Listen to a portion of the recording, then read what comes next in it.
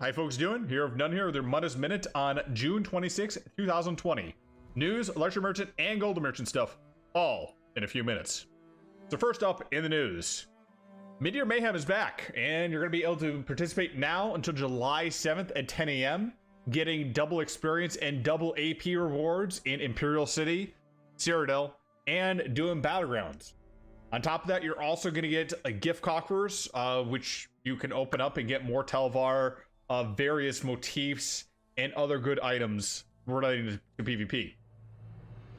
Remember, to get the double AP, you're going to have to go into inside Cyrodiil, talk to the quest giver, get the scroll, and then use the scroll every 2 hours.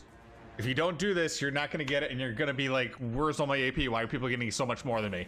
And trust me, I felt the burn earlier today when there was 100k plus defensive tick, and I realized my scroll had just run out. So yeah, make sure to get the scroll and make sure to keep it up. In addition to that, you're also going to get new style pages of Legionnaires, and you also have various tickets you can get for doing various activities with quests in this. So to get quest tickets, you can either get 2 quest tickets for doing any Cyrodiil or Battlegrounds related daily quests, and 2 tickets for any Imperial City District daily quest. You're going to be limited to 12 max, so make sure that you have at least 2 slots open, or 2 currency slots open, I guess, just so you can get that 12 thing there. It also kind of sucks when you have 11 tickets, you turn in and you get skipped out on one of your tickets there. Again, probably easiest way to do some of these as well on Imperial City is to go in, do all 6, and then go ahead and do something else. Turn on only one of the quests, and then every day just go in over and over again and turn the other 5 quests. It saves a lot of time, I'd say. Also in the news, you can get 60% off ESO during the Steam Summer Day sale. I would probably recommend against getting ESO on Steam, but if you're one of those folks that have to get everything on Steam, well, now you can get it for 60% off in the Steam store. Now, let's take a look at the Luxury Merchant and the Golden Merchant for today.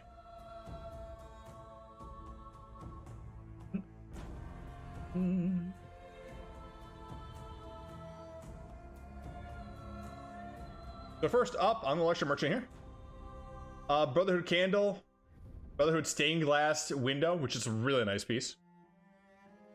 Brotherhood Tapestries.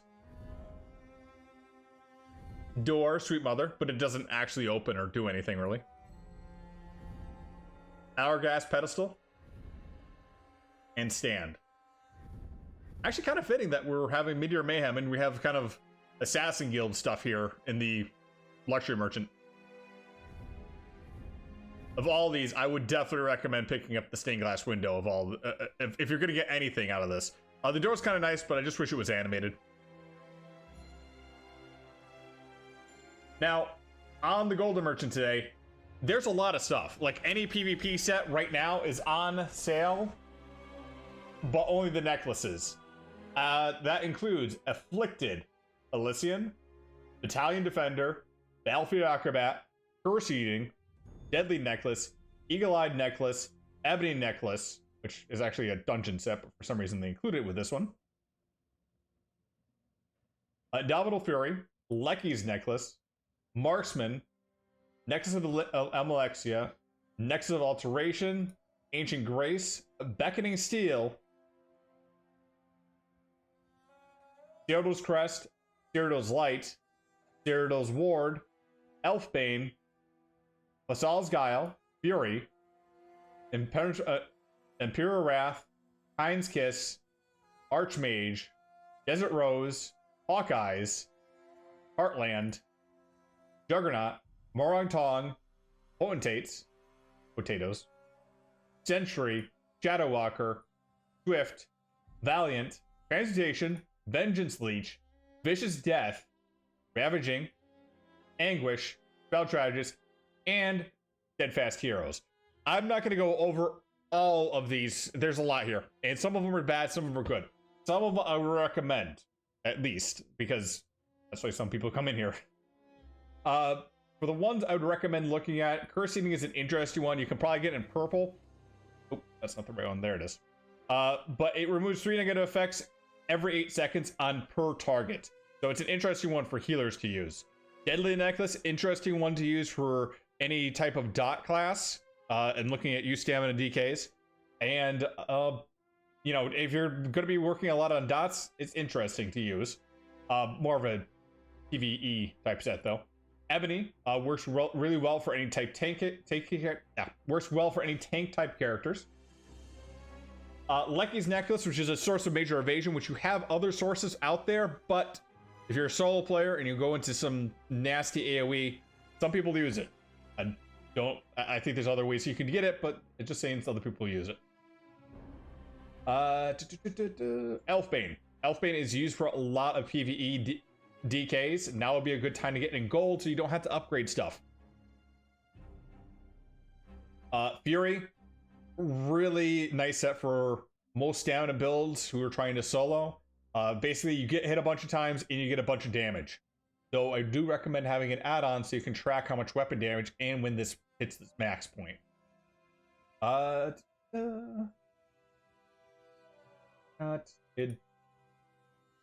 They're not certainly not one that's used a whole lot that I've seen, at least in the recent years.